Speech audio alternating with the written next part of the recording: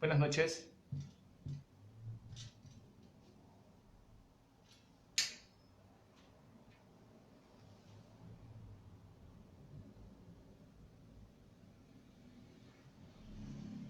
Buenas noches. ¿Me confirman si se oye bien el audio y la imagen, por favor?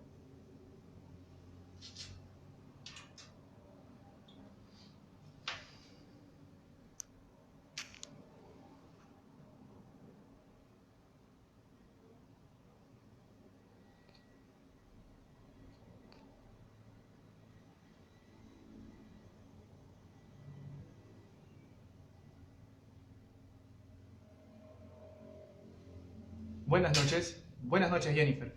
¿Me oyes bien? ¿Sí? ¿Se puede apreciar bien el video? Buenas noches, estimado Javier. Excelente.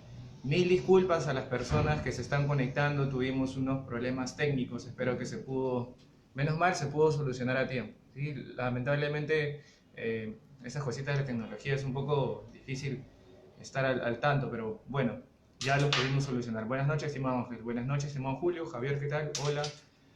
Muy bien. Ya estando más de la hora programada, entonces vamos a proceder con iniciar. Eh, Buenas noches con todos. Mi nombre es Chaín Pedro Hurtado Campos. Yo soy abogado por la Universidad Inca Garcilaso de la Vega. Cuento con un posgrado en la especialidad de Derecho Procesal. Excelente, gracias. De la Universidad San Martín de Porres. Asimismo, soy asistente en el curso de especialización de Derecho Procesal por la Universidad de Medellín en el país de Colombia. Asimismo, también cuento con una asistencia al curso de especialidad de arbitraje comercial elaborado y gestionado por la Cámara de Comercio de Lima, por su sede de arbitraje. Y bueno, actualmente ejerzo el cargo de secretario de actas por la Comisión de Derecho Civil de la Sociedad Peruana de Derecho. De antemano también tengo que agradecer a la Sociedad Peruana de Derecho por permitirme este espacio académico jurídico, mediante el cual ustedes van a poder conocer algunos alcances del tema que me convoca esta noche. Estoy muy contento de poderles presentar mi tema. Como ustedes ya pueden haber apreciado el tema que yo he preparado para el día de hoy, siendo sábado 7 a las 7 de la noche. Muchas gracias por el contacto. El tema es corrupción y proceso. ¿Por qué es importante el tema de corrupción y proceso? Como todos sabrán, en estos tiempos, época de... Muchas gracias. En estos tiempos de cuarentena, de emergencia sanitaria, todas las personas, las actividades comerciales, las negociaciones, los proyectos de inversión, las obras de construcción, entre otro tipo de negociaciones, así como las obligaciones contractuales, se han visto truncadas. En ese sentido, es necesario mencionar muchos temas de relevancia. Por ejemplo, cómo se están manejando los contratos en épocas de cuarentena a raíz del COVID, las licitaciones públicas, los derechos de pensión de alimentos, muchos temas contractuales, entre otros. Sin embargo, yo he elegido este tema no direccionado al tema del COVID-19. No digo que o le reste importancia, simplemente porque ya hay muchos especialistas que han estado hablando de estos temas y me parece muy respetable. Pero, sin embargo, los demás temas no pueden verse vistos de lado, no pueden verse vistos opacados, también son de importancia. Y es de importancia también mencionar que el sistema de administración público, muchas gracias, y el sistema privado de administración de justicia, el sistema público y privado de administración de justicia, está retomando sus labores de manera paulatina, está retomando sus labores obviamente con sus programas de prevención, todas las modalidades que tienen para que los magistrados, los secretarios, los asistentes judiciales puedan retomar sus labores. Entonces, para que un sistema público y privado de administración de justicia vuelva a retomar funciones, tiene que tomar las debidas medidas de prevención para que no se vean contagiados los usuarios, los litigantes, los abogados, entre otro personal jurisdiccional que se presenta a las sedes jurisdiccionales. Entonces, en ese sentido, es por eso que yo he elegido el tema de importancia, que es el tema de corrupción y proceso. Bien, el tema de corrupción y proceso es muy amplio, sin embargo vamos a dar un pequeño antecedente y vamos a poner en el contexto. Les comento que cuando yo asistí al curso de especialización de Derecho Procesal, nuevos desafíos en la Administración de Justicia en la ciudad de Medellín, en Colombia, tocaron, por ejemplo, el tema de corrupción y arbitraje. Y el ponente, que fue un abogado chileno, lo estructuró muy simpáticamente. Por ejemplo, habló del tema corrupción y arbitraje y empezó a hablar sobre las características, los conceptos, los alcances del fenómeno de la corrupción y luego empezó a detallar lo figura del tema de arbitraje, ¿no? Los conceptos, los alcances, las normas, y luego empezó a mencionar algunas diferencias, alcances, cómo se vincula, problemáticas, algunos casos prácticos. Entonces, de la misma manera, siguiendo el buen ejemplo, voy a mencionar también, primero voy a conceptualizar el tema de arbitraje, perdón, disculpen, el tema de corrupción y luego el tema del proceso netamente, ¿sí? Entonces, voy a hacer una introducción al tema. Para empezar, quiero mencionar que este tema es un tema, no es novedoso. La coyuntura social va a permitir que las actividades comerciales, como les reiteré, las negociaciones, los proyectos de inversión, entre otro tipo de actividades comerciales, el comercio y el mercado en general, va a empezar a reactivarse de manera paulatina. Y cuando un mercado empieza a desarrollarse con normalidad como antes, necesita un servicio eficiente de administración público y privado para resolver sus conflictos. O sea, de otra manera, un sistema público y privado eficiente de administración de justicia. Entonces, en ese sentido, el fenómeno de la corrupción no es un fenómeno nuevo, ha existido, es una carga que tenemos todas las sociedades que tiene una naturaleza de permanencia en el tiempo, que se puede dar de muchos ámbitos, no solamente en el ámbito público, sino también en el ámbito privado. Muchas veces ustedes podrán tener conocimiento por medios de comunicación, ya sea de prensa, escritos, digitales, que los casos más sonados son casos de corrupción del sistema público de administración de justicia. Los casos que más se ventilan en temas de prensa son más casos públicos de funcionarios, de auxiliares, de jueces, de magistrados, de funcionarios de ministerios, entre otros. Entonces, no quiero decir que el fenómeno de la corrupción sea netamente enfocado a un sistema público de administración de justicia. También se da en un sistema privado de administración de justicia. Y eso lo vamos a desarrollar y voy a poner algunos ejemplos, no sin ir muy lejos, algunos casos prácticos también que se han podido ver durante el transcurso de este año o el año pasado. Entonces, ¿qué cosa podríamos mencionar respecto a la corrupción? No sin ir muy lejos y para ser no muy técnicos, la corrupción es un fenómeno jurídico-social que tiene una calidad permanencia en el tiempo, el cual está básicamente centrado en la negociación y la contraprestación de intereses personales en perjuicio de determinadas personas o en perjuicio de particulares. Prácticamente eso, sin ser muy técnicos. No estoy diciendo de que hayan conceptos de la figura de la corrupción en el aspecto económico, social, político, los hay. Pero para este tema que es muy polémico y genérico, no voy a ahondar más en las teorías, sino para vincularlo con la figura del proceso. Entonces, sin antes de hacer un análisis de los demás temas que también me gustaría tocar respecto a ejercicios privados de la profesión en temas de derecho, me gustaría conceptualizar primero al término corrupción y luego al término proceso. ¿Qué cosa es la corrupción? Podríamos definirlo. Tenemos que remitirnos al antecedente, a la época romana, el cual, en un sentido genérico, proviene del latín de la palabra corruptio, el cual concretamente venía de la palabra, o sea, significaba una alteración, significaba propiamente alterar algo, alterar una cosa o un proceso.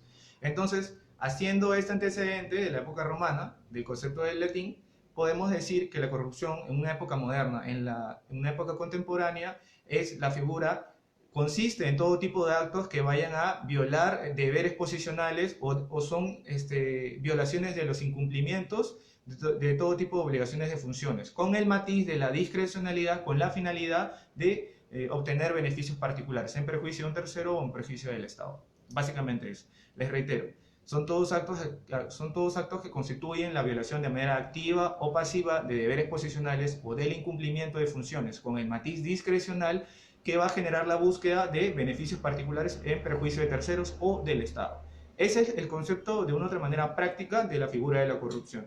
Bien, ahora voy a conceptualizar a lo que es el proceso. Pero antes de conceptualizar a la figura del proceso como un tema de práctica procesal, me gustaría que no solamente se cierren en la idea del proceso como aquel proceso judicial. Como ustedes sabrán, también hay procesos arbitrales, hay procedimientos administrativos, existen procedimientos administrativos contenciosos, existen procesos o procedimientos conciliatorios o de negociación, ¿no? Entonces, como ustedes sabrán, como buen método heterocompositivo de resolución de conflictos, el proceso necesita la calidad de una persona, un tercero imparcial que resuelve ese problema, que resuelve el conflicto. El proceso es uno de ellos. Entonces, al proceso lo vamos a conceptualizar de la siguiente forma. ¿Qué es el proceso?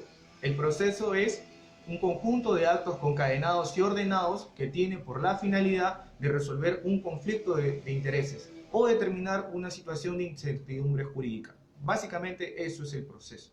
Entonces, como les reitero, no se cierren en la idea netamente que el proceso un caso formalista del Poder Judicial. No, se dan procesos en muchos ámbitos, en sedes administrativas, en sedes contenciosas, en sedes que no necesariamente son temas de materia jurisdiccional. También se da en tema de particulares. Entonces, bien, una vez conceptualizado y dado el antecedente de lo que es la figura de la corrupción y la figura de los procesos, voy a dar unos alcances de lo que es la relación del vínculo entre ambas. Ahora, será necesario que ustedes siempre, cada vez que mencionan la palabra proceso, esté inmersa la figura de la corrupción, y yo les respondo que la figura es no. ¿Por qué? Porque no está en ninguna normativa, no se encuentra en ningún reglamento, porque no es una figura que haya sido contemplada para un ejercicio normal en el ejercicio de la profesión, básicamente, ¿no? La figura de la corrupción se da netamente por el tema de los incentivos, ¿no? Y es un punto que también voy a proceder a tocar en el desarrollo de la ponencia, que es el tema de los incentivos netamente. ¿Cómo se relaciona la figura de la corrupción con los procesos? ¿Será que siempre se da en los procesos? ¿Será que se da ocasionalmente? ¿Será necesariamente que venga por parte del órgano jurisdiccional, del órgano que está conociendo la causa? ¿O será netamente que viene por parte de los litigantes que incentivan ese tipo de actos? Como ustedes podrán saber, en medios televisivos, en medios de prensa, y los mismos abogados litigantes que han podido apreciar ese tipo de actos, las personas que han trabajado en el sector privado y en el sector público van a tener mayor conocimiento de ver este tipo de prácticas, de este tipo de malas prácticas, que no son normales. Justamente hay un tema que también voy a tocar con mucho énfasis porque no considero que esté bien. Muchas veces se suele decir, el sistema funciona así, el sistema ya está manchado, está podrido de este tipo de actos. Bueno, muy respetuosamente con los abogados, las personas que puedan generarse una opinión, porque todos podemos generarnos una opinión, tienen el derecho de formularse determinadas conclusiones respecto de cómo funciona nuestro sistema público y privado de administración de justicia. Sin embargo, hay otra figura respecto a cómo debería ser, cómo está plasmado. Este tipo de actos de corrupción, este tipo de actos de intereses particulares que van a desnaturalizar la figura esencial del proceso, que es un método heterocompositivo de resolución de conflictos que tiene por la finalidad resolver un conflicto de interés o determinar una situación de incertidumbre jurídica. Básicamente eso. Entonces, ¿será necesario cada vez que hablamos de proceso mencionar temas de corrupción? La respuesta es no. Y rechazo enfáticamente que cualquier figura que se pueda plasmar, que relacione directamente o indirectamente la figura necesariamente de la corrupción con el proceso, tendrá que ser debatible a cada caso. Recuerden también que cada vez que alguien afirma algo, según la normativa civil, tiene la obligación de probarlo. Aquel que afirma algo tiene la obligación de probarlo, salvo disposición contraria a la ley. Entonces, el hecho, por ejemplo, que un funcionario, el hecho que un particular haya solicitado una dádiva, una contraprestación, citarse con un magistrado, con un asistente a una distancia lejos del despacho jurisdiccional, con la finalidad de negociar la celeridad de un proceso, la orientación de una resolución final o un auto de trámite respecto a un proceso determinado, ya sea un proceso disciplinario, un proceso contencioso administrativo, un proceso judicial o un proceso arbitral también, no necesariamente tendrá que ser sancionado de esa manera, o sea, se tiene que probar. Esos actos tienen que denunciarse netamente al órgano de control y particularmente al Ministerio Público, y ellos seguirán el conducto regular de la investigación de la causa penal. Si se llega a sancionar, bueno, ese proceso se habrá visto desnaturalizado y el órgano de control de cada órgano jurisdiccional o administrativo, de ser el caso, va a tomar las decisiones correspondientes, ya sea cambiar al juez, sancionar a los abogados y cada una de las partes intervinientes que ha hecho este tipo de actos repudiables, sancionarlos como corresponde, ¿no? Como una debida sanción penal. Bien, entonces, habiendo explicado ya la relación o vínculo que existe entre corrupción y proceso, que es muy debatible, por cierto, voy a pasar a explicar el siguiente cuestionamiento, que a ver si ustedes de repente pueden sacarse un tipo de conclusiones. ¿Nuestro sistema actual incentiva a cometer actos de corrupción? Bueno, antes de responder esta pregunta, me gustaría muy alegremente comentarles la naturaleza y cómo está dado el contexto de nuestro sistema de litigio, ya sea privado o público. Yo, sin ir muy lejos, la última conferencia que dicté, hablé sobre, por ejemplo, el nuevo módulo civil corporativo de litigación oral y explicaba las diferencias del sistema de litigación escritural y el sistema de litigación oral. Entonces, como ustedes podrán saber, antecedentemente y de manera histórica, nuestro sistema de litigio ha sido por más de 700 años, por una herencia prehispánica, ha sido un sistema escrito. Y el sistema escrito, como ustedes sabrán, estimados colegas, tienen conocimiento que un sistema escrito es un sistema engorroso, pesado, tedioso, con mucha permanencia en el tiempo, cargado excesivamente de documentos. han visto expedientes que son de este tamaño, muy engorrosos, muy tediosos, ¿no? Y eso se presta a que de una u otra manera puede haber malas interpretaciones respecto al manejo de los expedientes, respecto a cómo el sistema de mora y todo lo demás. Es uno de los incentivos por los cuales los abogados o las mismas partes litigantes tengan interés en que se solucione de manera más rápida. Porque ustedes sabrán, justicia que tarda no es justicia, como bien dice el dicho en nuestra carrera, incentiva de una otra manera a que las causas salgan con más celeridad. Entonces es uno de los factores que puede ser que determine actos de corrupción dentro de un proceso o de un procedimiento. No solamente la naturaleza de un sistema de litigación escritural, sin ir muy lejos. En el año 2004 se implementó el nuevo Código Procesal Penal, el cual en su título preliminar establece el principio de oralidad. Otro caso, en el año 2010 se implementó y se promulgó la nueva Ley Procesal de Trabajo, la cual en su título preliminar también contempla el principio de oralidad. Entonces, la figura del sistema de litigio oral contempla en sus títulos preliminares en los códigos correspondientes el principio de oralidad. Entonces, ¿será el sistema oral un nuevo mecanismo, un sistema moderno para contrarrestar ese tipo de actos de corrupción? Pero antes de resolver ese tipo de cuestionamientos deberíamos mencionar la naturaleza de un sistema oral de litigación, de administración de justicia. El sistema oral, que viene de la mano con muchas herramientas tecnológicas que van a favorecer el desarrollo de los procesos o de los procedimientos, tiene la finalidad y tiene los alcances de ir acompañado con nuevas herramientas que nos van a ayudar de la mano de la tecnología a resolver nuestras causas, a resolver nuestros conflictos. Por ejemplo, cuando uno va a una audiencia, ahora que es necesariamente el tema de la virtualidad en todo tipo de resolución de casos, las audiencias se están llevando de manera virtual. Una vez que uno desarrolla las audiencias, queda el registro grabado de audio y video. Se les entrega mediante un CD o un USB a las partes procesales, a los abogados. Luego las actas también son digitalizadas, el ingreso de documentos por la mesa de partes electrónica, todo es digital, las entrevistas, los impulsos, la interpretación, la exposición de medidas cautelares, la lectura de las sentencias, de los autos de trámite, entre otras actuaciones procesales, son de manera virtual. Entonces, la consulta es, el interrogante que deberíamos resolver es, ¿el sistema oral va a prevenir o va a contrarrestar un poco que se den esos actos de corrupción? Y la figura yo considero que sí. ¿Por qué? Porque si de una u otra manera el tema del litigio virtual, el tema de la litigiosidad en épocas de pandemia, en épocas mediante las cuales no es importante, no diría importante, sino no es necesariamente ir presencialmente a un despacho jurisdiccional, sí es necesario por un tema de prevención hacerlo todo de manera digital. ¿Y cuál es la naturaleza de plasmar todas las actuaciones de manera virtual? Que exista un registro, que exista un filtro de determinados escritos, que ya no sea necesario entrevistarse con el juez. De una u otra manera eso contrarresta el principio de inmediación que rige el proceso civil en concreto. Bueno, es debatible y ya lo puse en una de mis exposiciones precedentes, pero de una u otra manera la figura del sistema de litigación oral sí contrarresta un poco la figura que no está bien dada, la figura de la corrupción, o sea, actos de corrupción dentro de un proceso. No está bien dada y de una otra manera va a batallar un poquito ese tipo de malas prácticas dentro de la carrera. ¿Sí? Entonces la pregunta en concreto es, ¿nuestro sistema incentiva a cometer actos de corrupción? Bueno, que incentive formalmente yo diría que no. O sea, informalmente tal vez sí, por la naturaleza de nuestro sistema. Algunos abogados podrían decir y arriesgarse a mencionar, nuestro sistema está así, nuestro sistema ya está manchado, ya es corrupto de por sí. Uno tiene que cometer actos de corrupción para que salgan resultados a favor de uno. Bueno, pero yo les diría, nuestro sistema es así, yo me arriesgo a decir, nuestro sistema no es así. Hay personas que sí cometen ese tipo de actos, sí hay personas que sí cometen ese tipo de actos, pero sin embargo hay funcionarios que no cometen ese tipo de actos. Hay abogados mediante los cuales yo me quito el sombrero por mucho respeto y por mucha admiración y digo, hay abogados muy respetados que no tienen la necesidad de llegar a cometer ese tipo de actos que van en contra de nuestro ordenamiento adjetivo y sustantivo, nuestros códigos procesales y los mismos código civil, código penal, sin la necesidad de cometer ese tipo de actos para obtener litigios exitosos.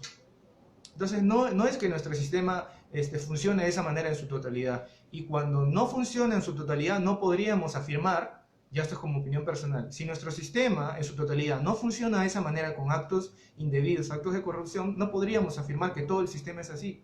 Con tal que exista una sola excepción a toda la generalidad, no podríamos afirmar cosas absolutas. Entonces, les reitero la pregunta, ¿nuestro sistema incentiva a cometer actos de corrupción dentro de los procesos o procedimientos?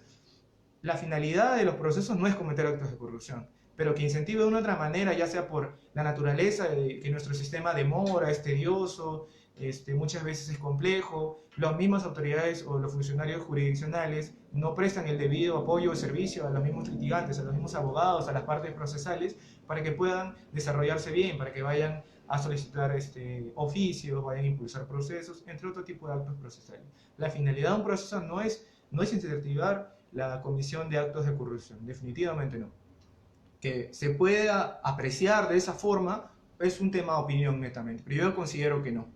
Y ustedes podrán sacar sus propias conclusiones.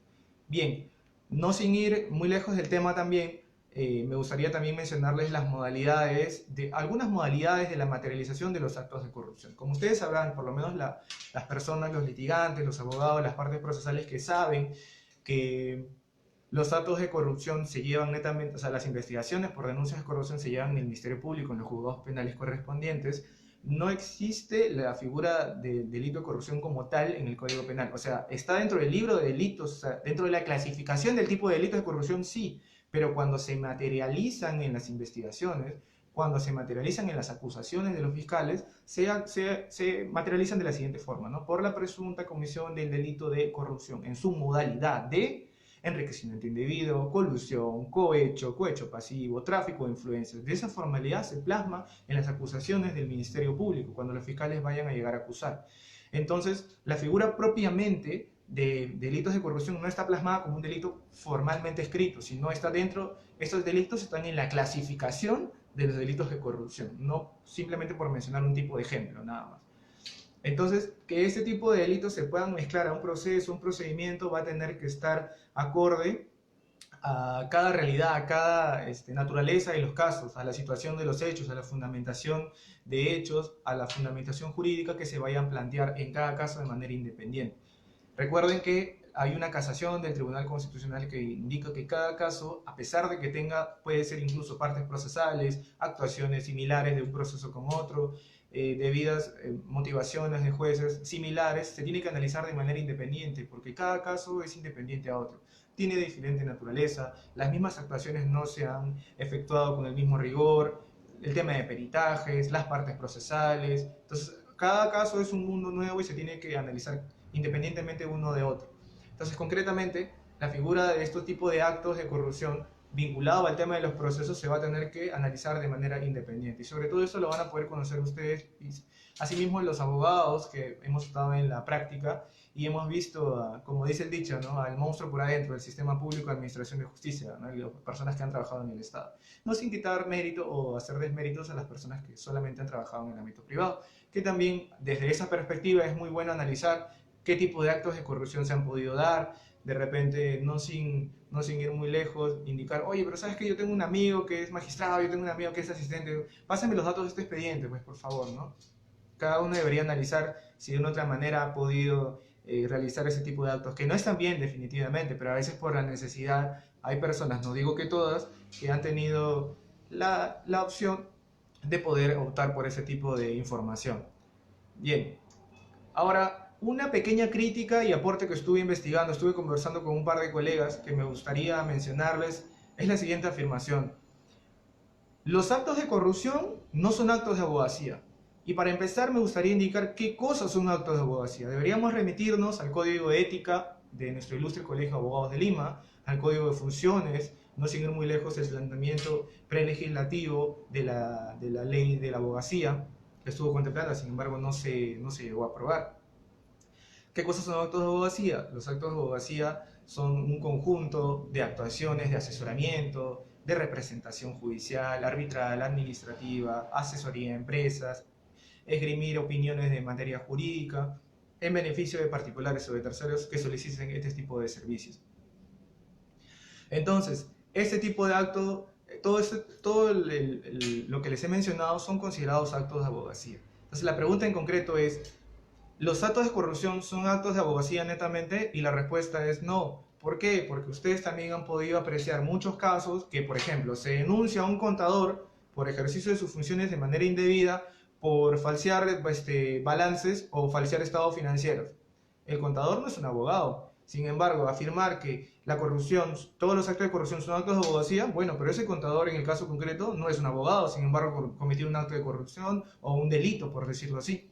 Entonces, decir que todos los actos de corrupción son actos de abogacía, la respuesta es no. No, o sea, la figura de actos de corrupción no están exclusivamente para el personal o para los operadores del derecho. Que eso quede bien claro, ¿no? Luego, hay un temita también que estuve conversando con unos colegas que me gustaría compartirles, es respecto a la justicia digital. Y la pregunta es, ¿la justicia digital será una nueva herramienta para combatir la corrupción? Y yo considero que sí. ¿Por qué? ¿Cuál es la naturaleza de la justicia digital? Que todas las actuaciones procesales, aparte de contener la naturaleza y una esencia de celeridad, una esencia de registro, una esencia de ventilación de información, justamente va a contrarrestar la naturaleza de este tipo de actos de corrupción. Y ese sentido va, ¿por qué? Porque como ustedes sabrán, los actos de corrupción cuya su naturaleza esencial es ser oscuros, no oscuro en el sentido estricto, sino en el sentido interpretativo de que muchas personas no lo conozcan, de que existan pactos bajo la mesa, que existan un favor con otro favor, que existan, tú me haces un favor o me emites un determinado pronunciamiento y yo te doy determinada cantidad monetaria como agradecimiento, una contraprestación indebida, por decirlo así. Entonces, la figura es, ¿la justicia digital será una herramienta eficiente para combatir actos de corrupción? Yo considero que sí, porque ya les mencioné al transcurso de la transmisión que indica que el nuevo sistema de litigación, el sistema oral, va a quedar todo registrado, la información va a estar más al alcance de los litigantes, más al alcance de las partes procesales, cualquier persona va a poder acceder, ¿no? Cualquier información va a poder tener acceso los litigantes a una base central, a un archivo para que puedan hacer la lectura de los expedientes. Y mucho de esto se ha tenido que implementar por la necesidad de la no paralización de los procesos judiciales, arbitrales, conciliatorios y procedimientos administrativos o contenciosos mismos.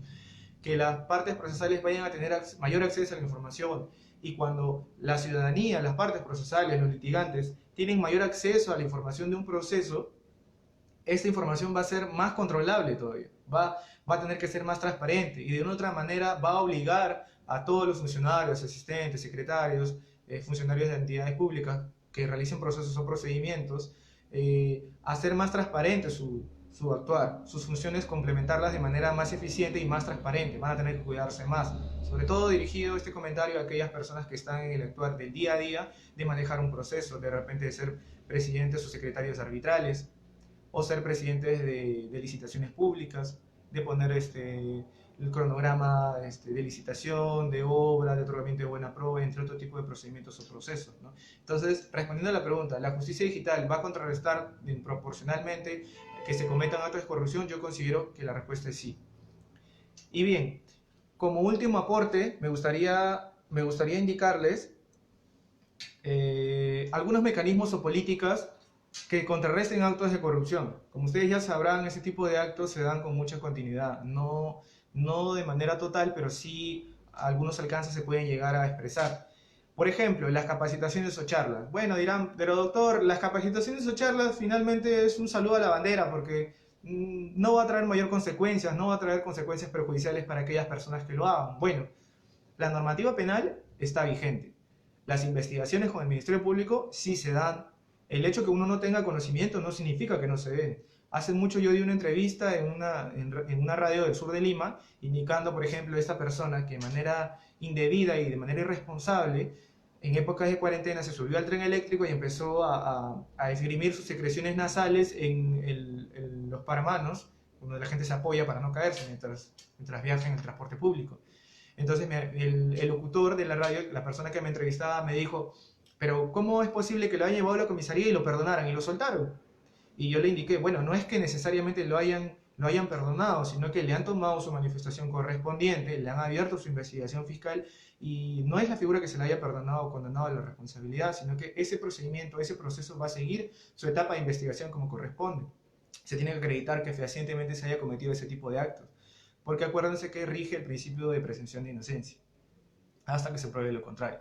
Entonces, hablar de capacitaciones y charlas para contrarrestar ese tipo de actos, estos tipos de actos de corrupción dentro de los procesos o procedimientos es muy importante, porque de una otra manera va a generar más sentido común respecto de que va a generar resultados perjudiciales no solamente para los litigantes, sino para las mismas personas que de manera inescrupulosa actúen de esa forma.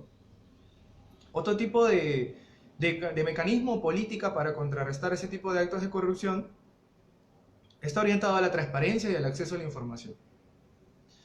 ¿Qué cosa va a conllevar que las partes procesales, los litigantes, tengan más acceso a la información dentro de los procesos o procedimientos? Bien, si concretando, el tener más información, el que cualquier persona tenga acceso a las actuaciones, va a generar no solamente un tipo de control, por decirlo así, un control difuso por parte de toda la ciudadanía. Todas las personas que quieran tener acceso a los procesos, al contenido de las actuaciones procesales, a las actuaciones de las audiencias, por ejemplo, va a generar que todas las personas generen una opinión y que todas las personas ejerzan determinado tipo de control si pueden ver la comisión de presuntos delitos o presuntos actos que acarreen la naturaleza y las condiciones de actos de corrupción como tal, propiamente dicho.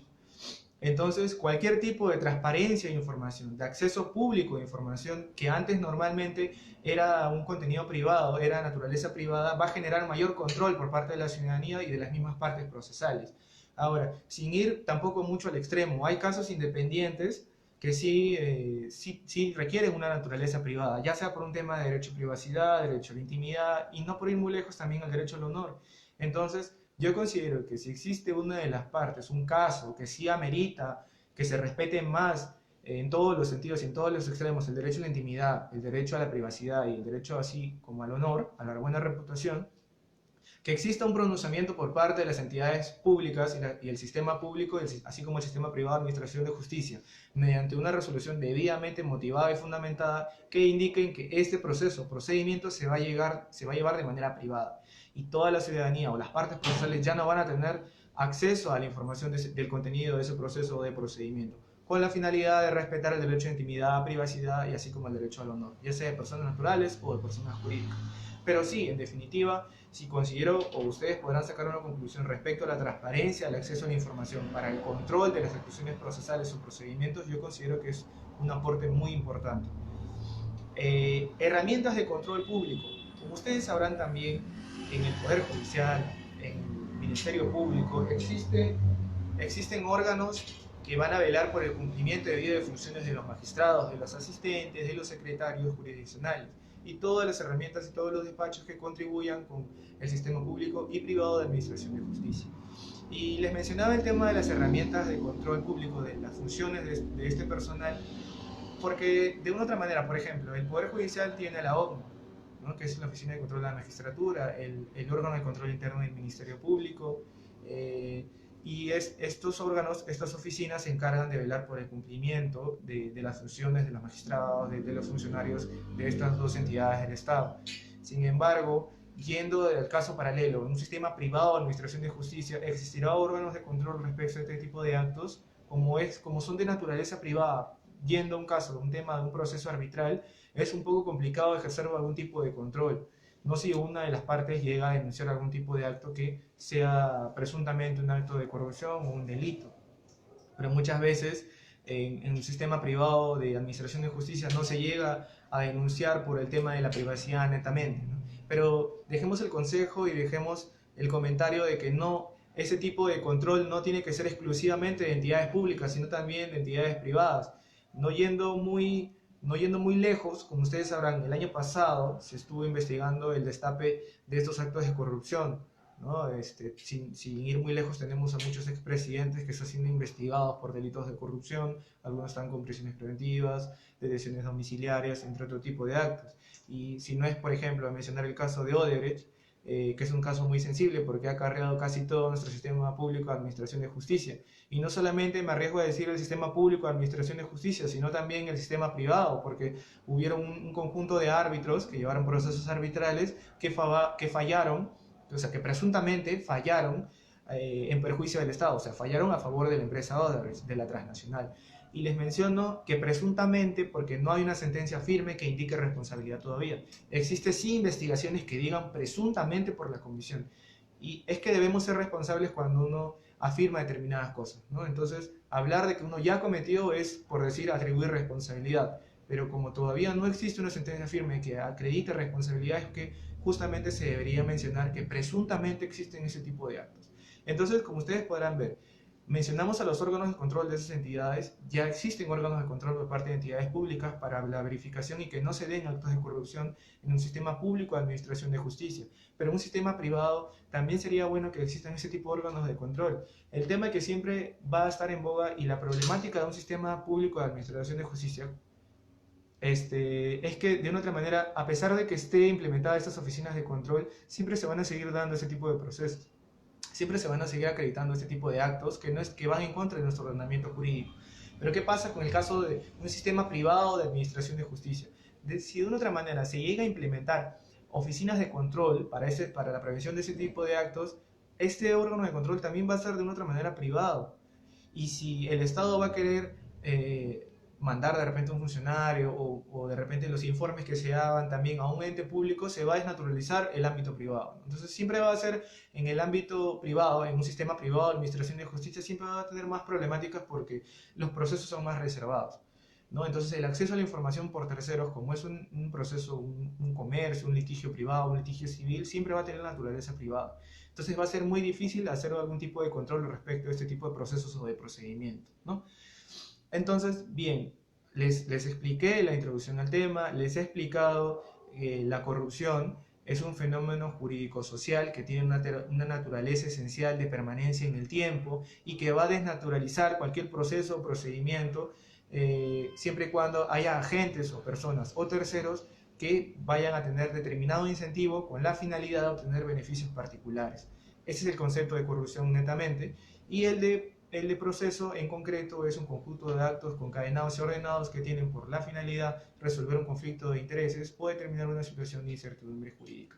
Entonces, habiéndole explicado los conceptos, habiéndole dado alcances de la relación o vínculo entre un proceso y actos de corrupción, habiéndoles resuelto el cuestionamiento de si nuestro sistema incentiva a cometer actos de corrupción, explicándole la naturaleza de la situación actual de nuestro sistema de administración público y privado de resolución de conflictos, de administración de justicia, mencionándole algunas modalidades y la materialización de estos delitos, resolviendo el cuestionamiento de si la justicia digital es una herramienta eficiente para contrarrestar actos de corrupción, y asimismo mencionar algunos mecanismos o políticas que se podrían implementar aparte de las que ya existen para contrarrestar este tipo de actos. Espero que les haya sido de mucho agrado, que ustedes puedan emitir sus opiniones. Me gustaría cerrar antes de pasar al bloque de preguntas, si es que han podido extenderme algún tipo de preguntas. Esta conclusión que yo saco de un versículo de la Biblia.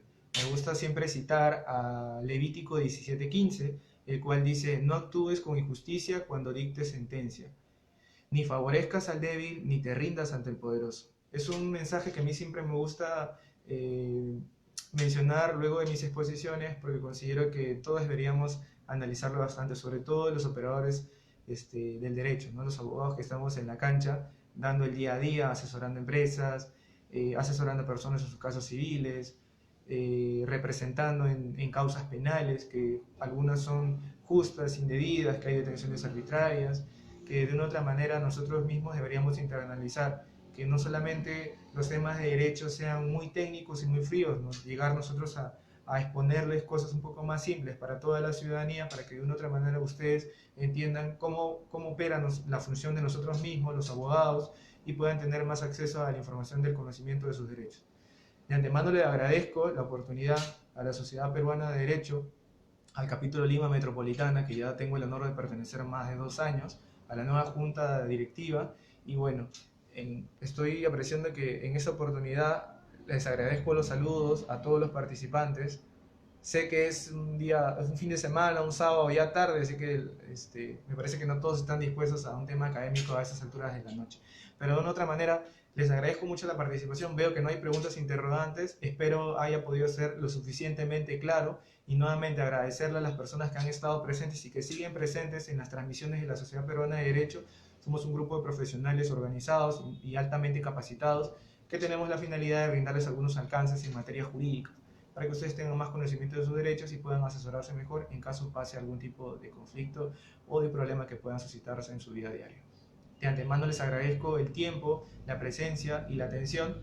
Les deseo muy buenas noches y que sigan teniendo un excelente fin de semana. Buenas noches con todos.